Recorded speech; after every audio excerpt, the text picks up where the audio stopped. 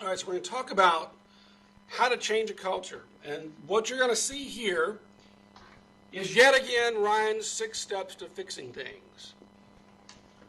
So I would love these 6 steps, memorize them, spend time on them, understand them all, and be able to answer any and all questions about it on test 2. You need to be able to relate these 6 boxes to ZAP.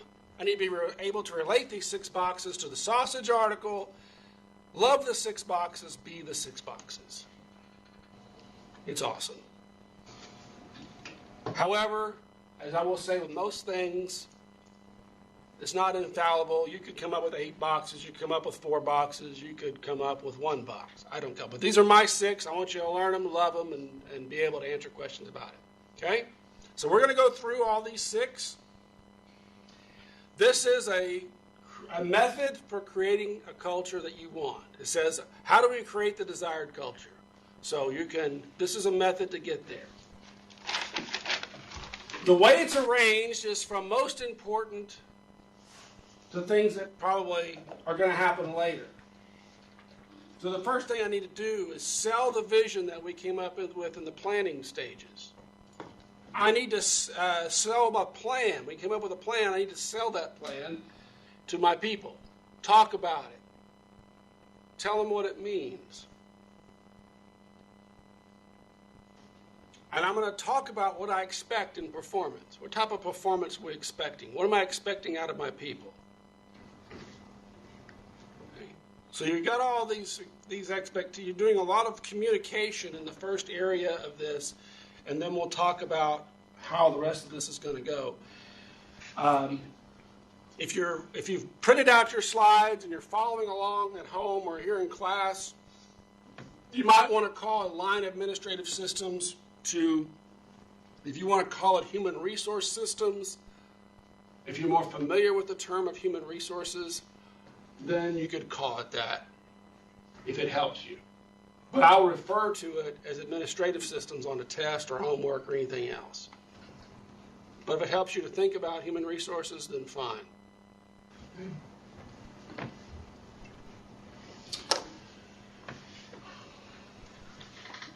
Okay, so we're going to... Yeah, we need to go back and... We finally get it to there, don't we? Okay, so we don't get to it till slide 35.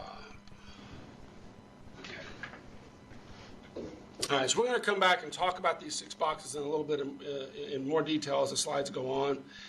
I think if you are embarking on the idea that we're going to change culture, you got to realize that it's going to take time and it's not going to happen overnight. And they talked about that in the sausage article, right? He made an edict. Go, you are now empowered. Make your own decisions, right? And that didn't work too well. Instead, it took years of constant reinforcement of getting people involved that it finally took a hold. So it's not going to be something quick. We got to change behavior, and that's going to take time. Change attitudes. If people are dissatisfied with the status quo, that meaning they're dissatisfied with how things currently are, the current state of things, then change is a much more welcome thing. Right? If they're upset about maybe the company's been losing money for some period of time, and so when you introduce new ideas for improvement, they're more receptive. If they're the industry leader, they are by far very successful. They may or may not be as receptive to change. They might be. Maybe they're successful because they receive new ideas. I don't know. But if I'm in a desperate situation, I'm going to be receptive to new ideas. The status quo is clearly failing. We're losing customers. We're laying off people because we don't have enough business. People can see it. But you're not going to be able to stand there and say, we need to change without giving them a reason. Now, people maybe feel like, you know what, we've been fairly successful for a long time. you may have to create some reason to change. Now, if you remember, in the sausage article, he does that. What did he say in the sausage article about why we need to change? I remember anything back to Monday? The people are not motivated. They're not motivated. A lot of mistakes. Lots of mistakes. He's afraid from big competitors. There was huge competitors that could come in at any time and squash them. On the other end was? He had advantage over small competitors. Is that? The small competitors could come in and have niche products that were higher quality. And so you had this situation where the small ones are going to erode niche markets. The large ones could come in at any time and take over. There's a gap between our performance and what we're doing and what I think we could be doing. All sorts of reasons. He was trying to create this reason for change. I've heard this. Some people will call this, they're trying to create this burning bridge, some massive reason to do something different. Okay? So you may have to manufacture that if you want people to change. You have to bring it to their attention that we're very vulnerable. So we've got to maybe work on that. Let's see. Some things when you're trying to create some desired culture, one of the things that I think you're going to try to do is get everyone to support your vision, where you're going. When it says, these are all the suggestions of what you're probably going to want to do. Reinforce the message that everyone's part of the same team. You're trying to create a common sense of purpose among everyone that's there. Okay? You're trying to encourage people to identify themselves with the company and take pride in being a member. Okay? Give you some examples. If I come to class today, I'm not going to turn the camera on you. I guess students could have looked, they can rewind the tape and watch. There's some of us that are wearing Lamar Cardinal attire. They identify themselves with the university. All right? They're wearing red, they got a cardinal on it, they're happy to be here, and they have a lot of pride about their school. Actually, it's free. I don't care if it was free or not, but he's wearing it.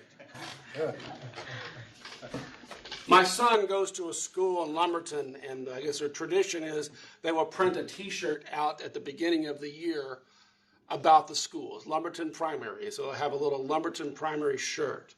And he wore it today, and he was so happy to be wearing his Lumberton shirt about the school.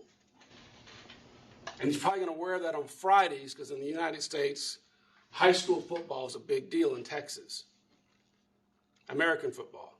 So on Fridays, they have a game in the months of September, October, and November. And on Fridays, they'll wear the shirt in support of the team. And he's 7 years old. Yet they got the focus of the kids that are 7 years old to support a football team of 17 and 18-year-olds. So all these kids from 7 years old or even 5 years old are wearing these shirts on Friday. And the little girls will wear, in Lumberton, they'll wear a outfit that the cheerleaders wear at the games. My daughter wore a cheerleading outfit for years on Friday. It was tradition. So you're building this culture of support from the time they're 5 years old to the time they reach high school and become 14, 15, 16, 17, 18 years old to support the football team. So those kids are identifying themselves as Lumberton Raiders, the name of the mascot. from the age of 5 years old. By the time they get to high school, they've been wearing these T-shirts and talking about being a Raider and going to the football games their whole life. That's brilliant. Absolutely brilliant. Okay. So there's some people in this room wearing cardinal red with a cardinal on it. And some people in this room, Jeremy, that are not wearing Lamar, but yet school located somewhere else in the state. Go to sports team. And I'm just making a point of, do I identify myself with this place or some other place? Are they with me on that? I toured, if you ever go to Kansas City, I'm giving Jeremy some grief because I like Jeremy. He knows that. If you ever get to go to Kansas City and you have some time, I cannot encourage you enough to go to Harley-Davidson. Very close to the airport, maybe 20 minutes. Okay, so if you have like an 8-hour layover or you're going there, go to Harley-Davidson and can go on the tour. Have a huge welcome center. And they have a guided tour that's free. And it was I think it was like 2 hours or something. I took a bunch of students from the Lamar, and we flew up to Kansas City to go to the Kansas State University for a conference, student conference. So we go to Harley-Davidson, and we're walking around the facility, and they're taking us through how they're making the motorcycles. And everyone that was there, I talk kind of about how people dress. It gives you an indication of what it's like there. Everyone was in blue jeans and boots. And they were wearing a Harley-Davidson t-shirt